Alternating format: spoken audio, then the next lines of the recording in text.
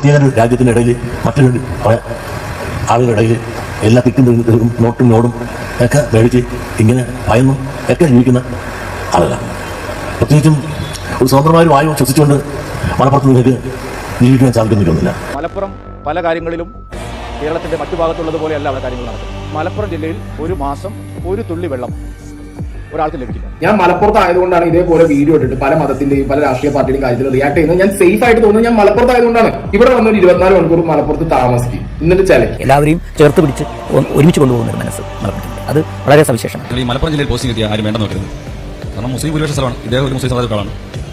പക്ഷെ നിങ്ങൾക്ക് അറിഞ്ഞൂടാ അവിടുത്തെ മനുഷ്യരെന്ന് പറഞ്ഞാൽ അത്ര സ്നേഹമുള്ള മനുഷ്യർ വേറെ ഒരു ജില്ലയിൽ കിട്ടും. മലപ്പുറം ജില്ല കേരളത്തിൽ ഏറ്റവും വിദ്യാഭ്യാസപരമായും സാംസ്കാരികമായും എല്ലാ നിലയിലും ഉയർന്ന ഒരു ജില്ലയാണ്. ഇവിടെ ഒന്ന് വരാൻ പറയും. ഈ ബിംബൂർ സ്കൂളിൽ കഴിഞ്ഞ മാസം ഏതെങ്കിലും അധ്യാപകർ ചോദിക്കാൻ പറയും ടൂർ കിട്ടാതിരുന്നിട്ടുണ്ട് പിള്ളേർക്ക്. ഏറ്റവും സൗഹാർദ്ദപരമായിട്ടാണ് ഇവിടുത്തെ ആളുകൾ എന്നോട് പെരുമാറി. അതിൽ ഇപ്പം പെരുന്നാൾ കഴിഞ്ഞു. ആ കഴിഞ്ഞപ്പോൾ ഈ വീട്ടിലേക്ക് ഒരു 5-6 വീട്ടിൽ നിന്ന് ബിരിയാണി വീട്ടിലെത്തിച്ചിട്ട് ഞങ്ങൾക്ക് തിന്ന് തീരുന്നില്ല. മാഷ് തിരിഞ്ഞപ്പോഴും വടകര വീട് വയ്ക്കണോ എന്നൊക്കെ ഞങ്ങൾ സംശയിച്ചു. അവരെന്തായാലും മലപ്പുറം വിട്ട് പോരുന്നില്ല എന്നാണ് പറഞ്ഞത്. അതുകൊണ്ട് ഞങ്ങൾ ഇവിടെ തന്നെ. കേരളം നെഞ്ചിടിച്ചു നിന്ന സമയമായിരുന്നു കരിപ്പൂർ വിമാനാപകടം. നമ്മൾ ആരും മറന്നിട്ടില്ല. ആ സമയത്ത് കൊറോണ കാലമായിരുന്നു. ആ സമയത്ത് പോലും എല്ലാം മറന്ന് സ്വന്തം ജീവൻ പോലും അപകടത്തിലാകുമെന്ന് ഉറപ്പുണ്ടായിട്ട് പോലും രക്ഷാപ്രവർത്തനത്തിന് ഇറങ്ങിയ മലപ്പുറത്തുകാരുടെ വളരെ ചില പ്രതികരണങ്ങൾ മാത്രമാണ് നമ്മൾ കണ്ടത്.